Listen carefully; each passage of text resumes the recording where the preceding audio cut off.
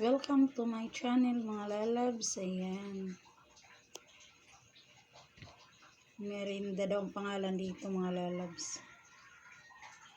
Ayan o. Ginagawa siyang juice. Marami itong buto sa loob. First time ko rin ito makakita nito. Ayan. Kulay yellow. Medyo maasim siya. Ayan. Hindi lang medyo kay maasim talaga. Pero masarap siya mga lalabs. Para siyang yung lasa, yung hinog na bayabas. Ayan. Malasang malasa. Ito na lang natira. Marami to eh. Tag-juice na kagabi. Ayan. Diba? Ang laki.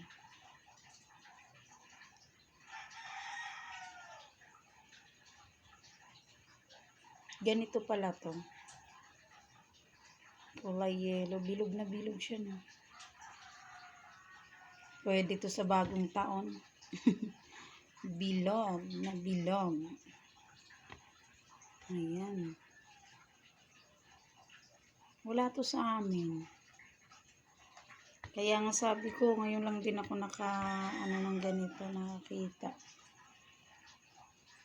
Ay, kabayo. Ito na, nahulog na. Ayan o. Kulay green pa siya pag hilaw. Pero mahinog na siya. Ayan. Pwede na siyang kuhanin. Kasi dilaw na siya.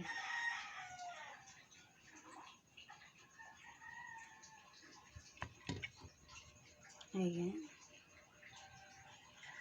Ang sarap gawing juice. Kasi juicy siya. Ayan.